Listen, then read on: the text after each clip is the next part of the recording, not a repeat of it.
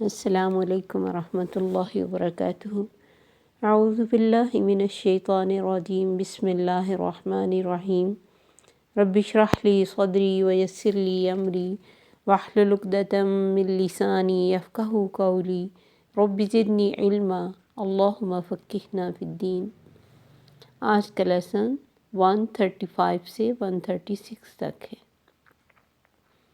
یا ایہا الذین آمنوا، اے لوگو جو ایمان لائے ہو، کونو قوامین بالقسط، ہو جاؤ قائم رہنے والے انصاف کے ساتھ، شہداء للہ، گواہی دینے والے اللہ کے لیے، ولو علی انفسکم، اور اگرچہ اپنے ہی نفسوں کے خلاف ہو، تمہارے اپنے نفسوں کے خلاف ہو، او الوالدین، یا والدین کے خلاف، والاقربین، یا قریبی رشتہ داروں کے خلاف، ان یکن غنیا، اگر ہوں وہ امیر، غنی، او فقیرن، یا محتاج، فاللہ اولی بہما، تو اللہ زیادہ خیر خواہ ہے ان دونوں کا۔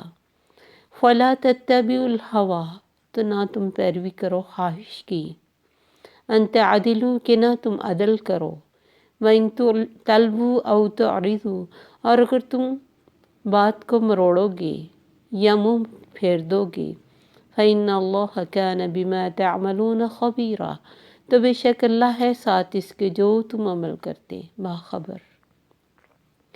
یا ایہا الذین آمنوا آمنوا باللہ، اے لوگو جو ایمان لائے ہو، ایمان لاؤ اللہ پر، ورسولہ، اور اس کے رسول پر، والکتاب الذی، اور اس کتاب پر جو اس نے نزل اتاری، علی رسولہ، اپنے رسول پر، والکتاب الذی انزل من قبل، اور وہ کتاب جو اس نے نازل کی اس سے پہلے، ومن یکفر باللہ، اور جو کہ کفر کرے گا یا انکار کرے گا اللہ کا، وملائکتہ، اس کے فرشتوں کا، وکتبہ ورسلہ، اور اس کے کتابوں اور رسولوں کا، والیوم الآخر، اور آخرت کے دن کا، فقد ضل ضلالا بعیدا، تو وہ بھٹک گیا بھٹکنا دور کا۔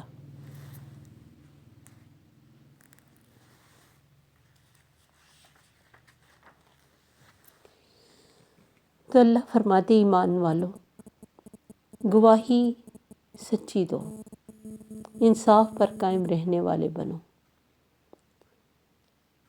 ایمان والوں کو اللہ کے گواہ بننا چاہیے، اللہ کے واسطے، اللہ کی رضا کے لیے۔ زندگی میں بہت بار ہمیں دو راستے نظر آتے، ایک ہماری پسند کا ہوتا ہے اور ایک حق والا راستہ ہوتا ہے۔ ایک میں ہماری جان بچتی ہے اور ایک میں ہماری جان پھنستی ہے۔ ہم ہر وقت کوئی نہ کوئی فیصلہ کرتے رہتے ہیں، اور وہ جو انتخاب کا لمحہ ہوتا ہے نا، اسی میں ہمیں اپنی خواہش اور اپنی مرضی کو پیچھے رکھ کے سچ کا ساتھ دینا چاہیے۔ اس لیے اللہ تعالیٰ نے فرمایا یا ایھا الذین آمنوا اتقوا اللہ وکونوا مع الصادقین، ایمان والو اللہ سے ڈرو اور سچوں کے ساتھ ہو جاؤ۔ دیکھنا یہ چاہیے کہ اس وقت کس کا کیا حق میں دے سکتا ہوں، دوسروں کے حقوق کو دیکھتے ہوئے چلنا چاہیے، کیونکہ مومن کبھی بے پرواہ نہیں ہوتا، نہ تو وہ خود ذلیل ہوتا ہے نہ دوسروں کو کرتا ہے۔ ہم بہت ساری باتوں کا ذمہ دار دوسروں کو ٹھہرا کر خود بری ہو جاتے، حالانکہ عدل و انصاف کا دامن کبھی نہیں چھوڑنا چاہیے۔ ہم یہ انصاف کا دامن چھوڑتے ہیں تبھی تو مقدموں کا ڈھیر پھر عدالتوں میں لگتا ہے، کیونکہ گھروں میں حقوق ادا نہیں کیے جاتے، سکھائے نہیں جاتے۔ ایک ماں بچپن سے یہ چیز سکھانی چاہیے اس کو کہ بہن بھائیوں کو حق دینے کی عادت ڈال۔ جو ہی کسی نے لیا چھوٹے نے، ہم نے بڑے سے کھینچ کے اس کو دے دیا، یا بڑے نے پکڑ لیا، ہم نے چھوٹے سے کھینچ کے چلو یہ چھوٹا ہے، وہ تمہارا بڑا بھائی ہے۔ یہ اچھی بات نہیں۔ وہ گھر کے چھوٹے لیول پہ ہم ان باتوں کو اہمیت نہیں دیتے، حالانکہ یہ زندگی میں ہمارے اندر یہی باتیں بیج ڈالتی۔ جب ہمارا حق مارا جاتا ہے، ہم پھر کسی کا حق مارنے لگ جاتے۔ ہر بات میں دوسروں کو ذمہ دار نہیں ٹھہرانا چاہیے، خود کو انصاف سے دیکھنا چاہیے۔ اس لیے اللہ نے فرمایا چاہے تمہارے اپنے نفسوں کے خلاف وہ گواہی پڑے، اور ساتھ ہی ابھی چند آیتیں پہلے حقوق و فرائض کی بات ہو رہی تھی، مرد اور عورت کی. اس میں بھی بہت دفعہ ایسے ہوتا ہے کہ ایک مرد انصاف کا ساتھ نہیں دیتا.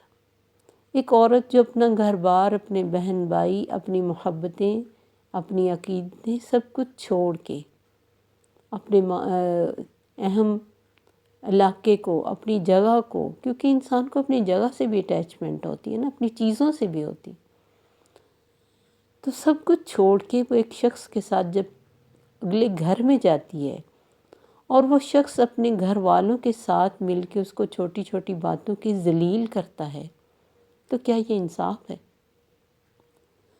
تب وہ مطلب یہ کہنا اس کا بڑا ایزی ہو جاتا ہے کہ اب میں اپنے ماں باپ کو جھوٹا کروں. تو اللہ نے کہا بالوالدین، جو بات سچ ہے وہ سچ کہو. والاقربین، قریبی رشتہ دار ہے کوئی، کچھ بھی ہے، تم خود جھوٹے پڑ رہے ہو، کچھ ایسا معاملہ ہو گیا ہے تم جھوٹے پڑ رہے ہو، تو مان جاؤ کہ میں جھوٹا ہوں، مجھ میں غلطی ہے، یہ میں نے غلطی کی ہے، یہ کمی کوتاہی ہوئی ہے مجھ سے اور میں نے اس کا حق مارا ہے. اگر اس بات کو مرد تسلیم کر لے، میں نہیں سمجھتی کہ کوئی عورت اس کو بار بار اس چیز پہ لڑے یا اس چیز کو وہ فیل کرے. اگر مرد ٹھیک ہے اپنے ماں باپ کے آگے نہیں بول سکتا، اس کو ان کے آگے سچا نہیں کر سکتا، اس کو علیحدگی میں تو کر سکتا ہے سچا. اس کو کہہ سکتا ہے کہ میں تمہیں سمجھتا ہوں، میں تمہیں جانتا ہوں، تم حق پر ہو، لیکن اس وقت میں اچھا نہیں سمجھا.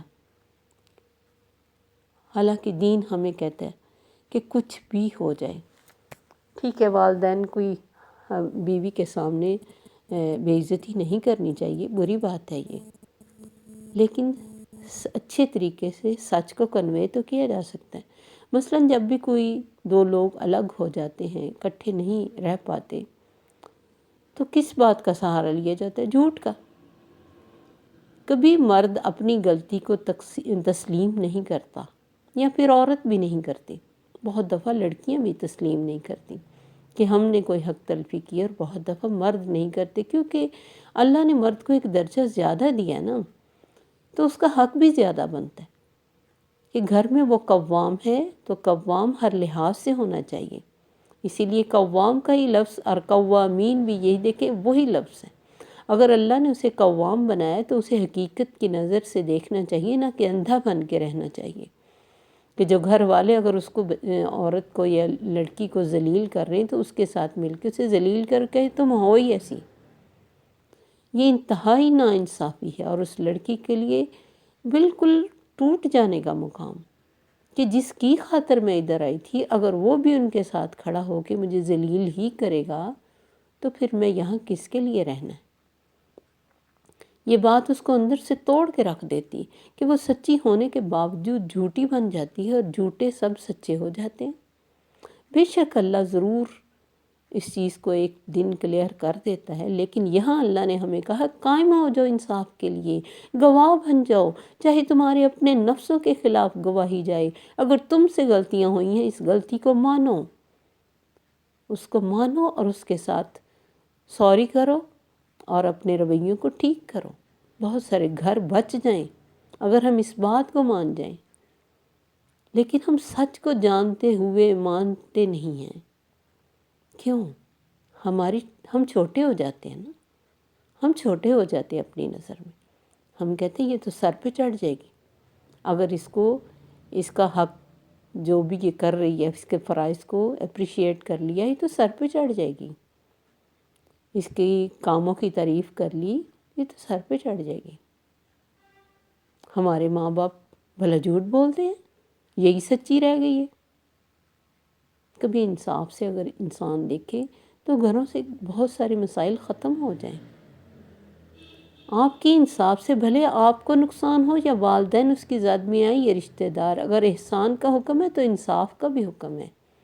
اگر اللہ نے احسان کا حکم دیا نا ماں باپ کے ساتھ، تو انصاف کا بھی دیا. یہاں دیکھ لیں، کیونکہ یہ چیز بہت ضروری ہے. گھروں کے ساتھ پھر معاشرہ سیٹ ہوتا ہے. جب گھر سیٹ ہوتے ہیں، لوگ سیٹ ہوتے ہیں تو معاشرہ سیٹ، پھر ہر جگہ انسان انصاف دیکھتا ہے، پھر کاروبار میں بھی انصاف دیکھتا ہے، پھر بہن بھائیوں میں بھی انصاف کرتا ہے، پھر لین دین میں بھی انصاف کرتا ہے، پھر بات میں بھی جھوٹ نہیں بولتا۔ اس لیے تو اللہ تعالیٰ نے فرمایا وَلَا يَجْرِمَنَّكُمْ شَنَآنُ قَوْمٍ عَلَىٰ أَلَّا تَعْدِلُوا اعْدِلُوا، کسی کی بھی دشمنی تمہیں اس بات پر آمادہ نہ کرے کہ تم بے انصافی کرو۔ اعْدِلُوا هُوَ أَقْرَبُ لِلتَّقْوَىٰ، انصاف کرو، یہی تقویٰ کے نزدیک ہے۔ إِن يَكُنْ غَنِيًّا أَوْ فَقِيرًا، جس کے حق میں گواہی دینی ہے وہ امیر ہے اور گواہی اس کے خلاف جاری ہے، اور تم ڈر کے نہ دو سچی گواہی کہ یہ امیر ہے میرے خلاف ہو جائے گا، اس سے جو مجھے فائدہ ملتا ہے وہ میرا ختم ہو جائے گا۔ نہیں، وہ غنی ہے یا فقیر ہے، امیر ہے یا غریب ہے، تمہیں حق کا ساتھ دینا ہے۔ فاللہ اولیٰ بہما، اللہ زیادہ خیر خواہ ہے ان دونوں کا۔ بعض دفعہ کسی امیر کے حق میں گواہی دے کے ہم ہمیشہ کے لیے معاشرے میں ایک بدمعاش کھڑا کر دیتے ہیں۔ مثلا کسی کے امیر بچے نے غلطی کی، ہم نے اس کو سپورٹ کر دیا کہ چلیں یہ پیسے والا، کوئی بات نہیں، پیسے کے ساتھ ہم خود بھی دب گئے، کوئی رشوت لے لی، کوئی اس سے فائدہ اٹھا لیا، تو کیا وہ دوبارہ جرم نہیں کرے گا؟ وہ چاہے گا کہ پھر کوئی میرے آگے آئے اور مجھے سپورٹ کر دے گا، اور یہ ہمیشہ کے لیے ہو جائے گا۔ اس لیے اللہ نے فرمایا گواہی دینے کے لیے عدالتوں میں یہ اتنا زیادہ ہوتا ہے کہ کسی غریب کو پکڑ کے بیچارے کو جرم میں پھنسا دیا جاتا ہے اور امیر کو بچا لیا جاتا ہے۔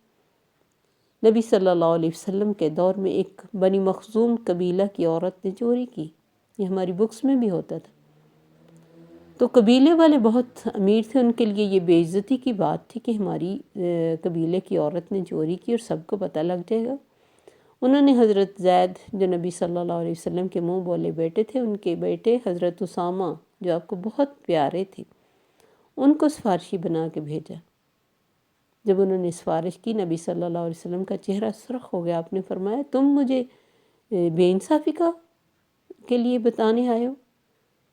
یاد رکھو اسامہ، اگر اس کی جگہ میری بیٹی بھی چوری کرتی میں اس کے بھی ہاتھ کاٹ دیتا۔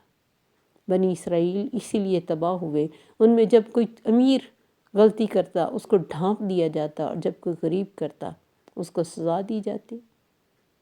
اللہ کو زیادہ بہتر پتہ ہے کہ ان دونوں کے ساتھ اب کون سا معاملہ زیادہ اچھا ہے، اس لیے جو اللہ کہتا ہے وہ کرو۔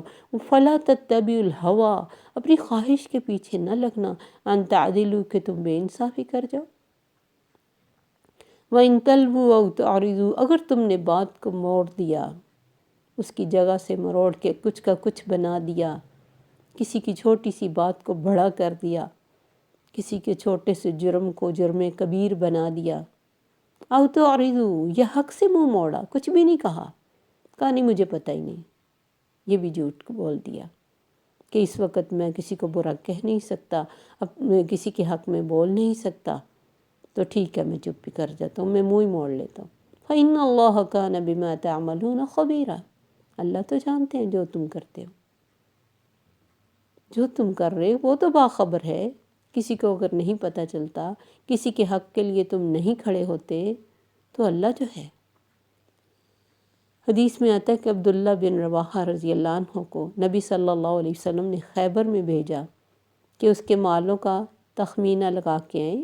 تو جب یہ صحابی وہاں گئے درختوں کے پھلوں کا تخمینہ لگانے کے لیے، کیونکہ خیبر فتح ہو چکا تھا اور یہودیوں نے اس بات پہ آپ کے ساتھ ایگری کیا ہوا تھا کہ ان زمینوں پر کام ہمیں کرنے دیجیے اور ہمیں یہاں رہنے دیجیے، تو انہوں نے ان صحابی کو رشوت دینا چاہیے کہ تم صحیح اندازہ نہ بتاؤ، جا کے کچھ کم زیادہ کر دو، یعنی ہمارا فائدہ ہو جائے تھوڑا، تو اس کے مقابلے میں ہم تمہیں رشوت دیتے ہیں۔ انہوں نے کہا یاد رکھو میں اس ہستی کی طرف سے بھیجا گیا ہوں جو مجھے سب سے بڑھ کر محبوب ہے، اور تم میرے لیے سب سے زیادہ ناپسندیدہ ہو، اور اس محبوب کی محبت اور تمہاری نفرت مجھے حق سے نہیں روک سکتی۔ میں حق کا ساتھ دوں گا، کبھی بھی کسی صورت میں کوئی رشوت قبول نہیں کروں گا۔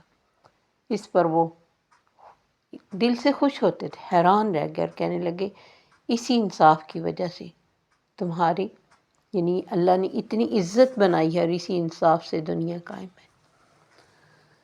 تو نبی صلی اللہ علیہ وسلم کے صحابہ آپ کے سامنے یا آپ کی بیک پہ ایک جیسے رہتے تھے، اس لیے کہ انہوں نے دین کو پا لیا، انہیں سمجھ آ گئی تھی کہ قائم رہنا کیا ہے، انصاف کس کو کہتے ہیں۔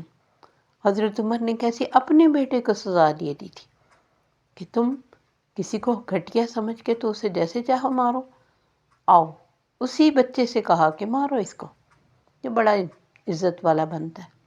وَلَوْ وَلَا أَنفُسِكُمْ، یہ تھی تصویریں، چاہے اپنی ہی جانوں کے خلاف، چاہے اپنے ہی قریبی رشتہ داروں کے خلاف، چاہے امیر ہے یا غریب ہے، امیر المومنین کا بیٹا ہے یا کوئی عام انسان ہے، فَاللَّهُ أَوْلَىٰ بِهِمَا، اللہ جو زیادہ قریب ہے، وہ جو دیکھ رہا ہے، اس کو جو سارا پتہ ہے۔ تو کبھی بھی ہوا کی پیروی نہیں کی کہ بے انصافی کریں کسی خواہش کے پیچھے لگ کے۔ اس لیے اللہ نے فرمایا اگر تم کسی بات کو مروڑو گے، بعض دفعہ ہم کہتے ہیں ہم کیوں کریں کسی کا کوئی ساتھ دیں، ہم کیوں برے بنیں، پتہ ضرور ہے کہ حق کیا ہے سچ کیا ہے، لیکن ہم نہیں کریں گے، ہم بیچ میں آئیں گے نہیں۔ یہ بھی غلط ہے، یہ بھی غلط ہے کہ ہم حق کا ساتھ نہ دیں اور ٹائم پہ خاموش ہو کر اپنی جان کو بچا لیں۔ وَلَوْ عَلَىٰ أَنفُسِكُمْ، یعنی اپنی جان کا فائدہ سوچ لیں۔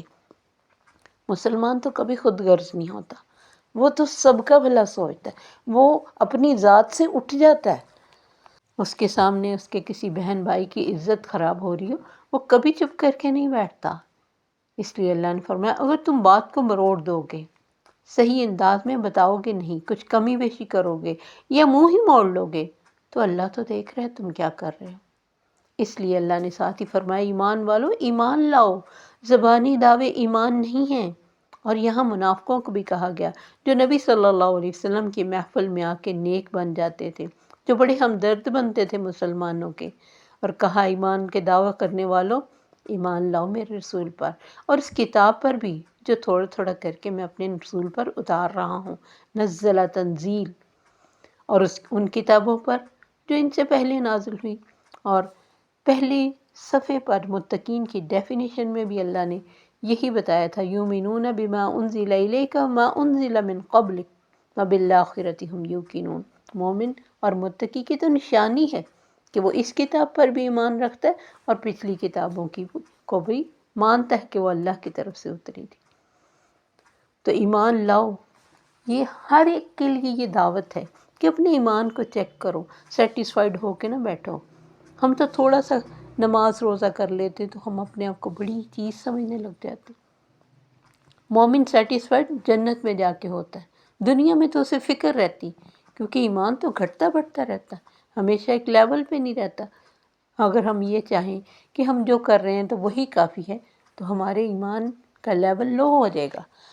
ہمیں صرف اپنی ذات کی نہیں، اپنے ساتھ والوں کی بھی فکر کرنی، اپنے گھر والوں کی بھی فکر کرنی، اپنے ہمسایوں کی کرنی، کولیگز کی کرنی، معاشرے کی کرنی۔ مومن صرف اپنی غم ذات سے اٹھ جاتا ہے، کہیں بھی کسی کو تکلیف ہو رہی ہے اس کو تکلیف محسوس ہوتی ہے اور اپنی پوری کوشش کرتا ہے جو بھی اس کے لیے کر سکے۔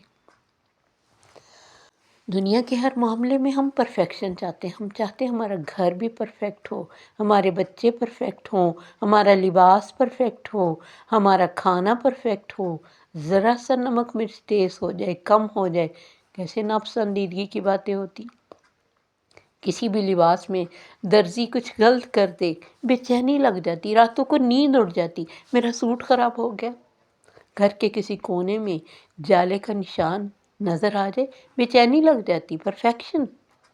لیکن دین کے معاملے میں اتنے سیٹسفائیڈ کہ کلمہ گو گھر میں پیدا ہو گئے تو بے فکر ہیں، ہم تو ہے ہی مسلمان، جنت تو ہے ہی ہمارے لیے، ہم کچھ بھی نہ کریں تب بھی ہم بخشے جائیں گے۔ تو اس لیے اللہ نے کہا اپنے ایمان کو تازہ کرو۔ صحابہ جب آپس میں ملتے تو آپس میں کہتے اجلس بنا نؤمن سا، آئے بیٹھیے ایمان کو تازہ کریں ایک گھڑی کے لیے۔ ہم کتنا ایمان کو تازہ کرتے، ہم تو بہت با اخلاق مشہور ہیں۔ ہم نے اخلاق اس چیز کو سمجھ لیا کہ ہنس ہنس کے سب سے ملیں اور سب ہم کہیں تم کتنی اچھی عادت کی، اور ہم خوش ہو کے دوسروں کو بتاتے ہیں کہ فلاں میرے سے بہت اچھے طریقے سے ملا، وہ کہتے تمہیں کتنی با اخلاق، تمہارا اخلاق کتنا اچھا ہے۔ کیا واقعی ہمارا اخلاق اچھا ہوتا ہے؟ یہ ہمیں پتہ ہوتا ہے کہ ہم دل کے ساتھ لوگوں کے ساتھ مل رہے ہیں یا اوپر سے ہم ہنس ہنس کے ایسی باتیں کر رہے ہیں کہ ان کو دھوکہ ہو سکے، اور بعد میں اکیلے ہو کے تو ہنستے ہیں کہ کیسا بیوقوف بنایا میں نے، یا دوسروں کو بتاتے ہیں کہ لوگ میری ایسی تعریف کرتے تھے۔ اخلاق ہے کیا؟ حسن معاملہ۔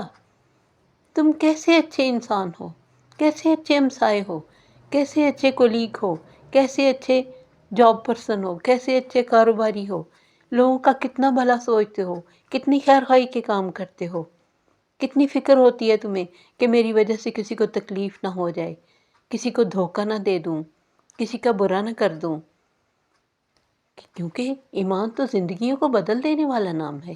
اسی لیے آپ نے فرمایا تھا نا کہ میزان میں سب سے بھاری چیز حسن خلق ہوگا، اخلاق۔ بازی لے گا اخلاق والے، وہ صرف اچھا اچھا بولنے والے نہیں تھے، ان کی زندگیاں بدلی ہوئی تھیں، انہوں نے اپنی زندگیوں کو نبی صلی اللہ علیہ وسلم کی زندگی کے مطابق سیٹ کیا ہوا تھا۔ وَمَن يَكْفُرْ بِاللَّهِ، اور یاد رکھو جو اللہ کا انکار کرے، کون کرتا ہے اللہ کا انکار؟ جو اس کے حکموں کا انکار کرے، جو کہے کہ زندگی میری ہے، میں جیسے چاہوں گزاروں، یہ انکار ہی تو ہے۔ أَفَرَأَيْتَ مَنِ اتَّخَذَ إِلَٰهَهُ هَوَاهُ، جس نے اپنی خواہش کو اپنا معبود بنایا ہوا ہے، اپنے موڈ اپنی مرضی کے مطابق چلتا ہے، جو اللہ اکبر کی 5 دفعہ آوازیں سنتا ہے کہ حی علی الفلاح، کامیابی کی طرف آؤ، اسے کوئی پرواہ ہی نہیں ہوتی، یہ انکار نہیں تو اور کیا ہے؟ زبان سے تو کوئی بھی نہیں کہتا کہ رب نہیں ہے، وہ تو کافر بھی نہیں کہتے تھے، وہ تو مکے کے مشرک بھی نہیں کہتے تھے، وہ بھی کہتے تھے اللہ ایک ہے، سب کچھ اللہ نے کیا، دن رات اللہ لے کے آتا ہے، انکار تو وہ بھی نہیں کرتے تھے۔ لیکن اگر عمل تصدیق نہیں کرتا ہمارے دعووں کا تو پھر یہ کیسا دعویٰ ہے؟ تو جو اللہ کا انکار کرے اس کے فرشتوں کا کرے، جسے فکر ہی نہ ہو کہ میں ما یلفظ من قول الا لدیہ رقیب عتید، میں ایک لفظ بھی منہ سے نکالتا ہوں تو اللہ کے فرشتے میرا لکھ لیتے ہیں، کانشیس ہو کے زندگی نہ گزارے، جو چاہے منہ سے نکالتا رہے۔ اسی لیے آپ نے فرمایا انسان منہ سے کبھی ایسا کلمہ نکالتا ہے جسے کوئی اہمیت ہی نہیں دیتا، لیکن جہنم کے نچلے درجے میں چلا جاتا ہے۔ جیسے کچھ لوگ نعوذ باللہ اس طرح کی بات بھی کرتے، اے جہان مٹھا اگلا کنے ڈٹھا، اس کو اچھا اچھا گزارے، دیکھیں گے جب اگ جائیں گے۔ استغفر اللہ، نعوذ باللہ، شرکیہ کلمہ ہے۔ تو جو اللہ اور فرشتوں کا انکار کرتا ہے اس کی کتابوں کی پرواہ ہی نہیں کرتا، اس کے رسول کیا تعلیم لے کے آئے، کیونکہ سب رسول توحید کا پیغام لے کے آئے، سب رسولوں نے اللہ کے ساتھ محبت کا پیغام دیا، اللہ کے ساتھ جڑنے کا پیغام دیا، نماز روزے کا حکم دیا۔ والیوم الآخر، آخرت کا انکار کرتا ہے، بھولا ہوا ہے، دنیا کو اتنا مصروف کیا ہوا ہے، دنیا میں اتنا کھب گیا ہے، دنیا کو اتنا مزین کرنے کی فکر ہے کہ آخرت یاد ہی نہیں۔ دنیا کی کون سی چیز ہے جس کے مقابلے میں ہم آخرت کو برباد کر لیں؟ کس چیز میں ہمیشگی ہے؟ کون سی چیز ہے جو صرف ہمیشہ خوشی دیتی ہے؟ کتنے پیارے گھر ہیں، جب تکلیف کوئی آ جائے اس گھر کو دیکھنے کو بھی دل نہیں کرتا۔ کتنے پیارے بچے ہیں، بدتمیزی کریں، نافرمان نکل آئیں، بد دعائیں دیتے ہیں ماں باپ۔ کیسے خوبصورت لباس ہوتے ہیں، ہم جب وہ آؤٹ ڈیٹڈ ہو جاتے ہیں، صرف اونچا نیچا ہونے کا فرق پڑ جائے کہ ہم نے لمبا سلوایا تھا، اونچے کا فیشن آ گیا، بیکار ہو جاتے ہیں۔ کیا چیز ہے جنت کے مقابلے میں جس کے اوپر ہم ریجھ جائیں اور جس کے لیے وقت ضائع کریں؟ تو بے شک ہم زبان سے انکار نہیں کرتے، ہم کہتے ہیں ہم نے مرنا ہے، ہم نے اللہ کے پاس جانا ہے، لیکن ہماری زندگیاں بتا رہی ہوتی ہیں کہ ہمیں فکر کوئی نہیں، ہم ان کاموں میں مصروف ہوتے ہیں جن کا اینڈ پہ کوئی فائدہ ہی نہیں۔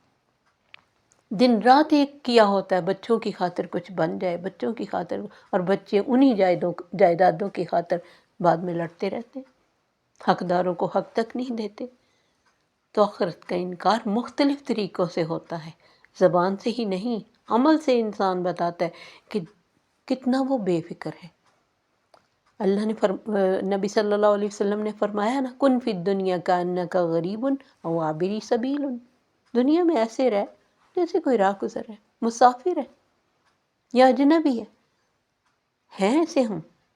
ہماری دنیا کا ایک لمحہ اپسیٹ ہو جائے، ہم گھنٹوں اس کی ٹینشن میں گزار دیتے ہیں، اور آخرت ہماری زندگیاں گزر گئی ہیں، ہمیں نمازوں کے ترجمے تک نہیں آتے، ہمارے گھروں میں قرآن ہے، ہم نے انہیں کبھی کھول کے اور سمجھ کے پڑھا ہی نہیں، چند صورتیں پڑھ کے تو ہم حق ادا کر سکتے ہیں۔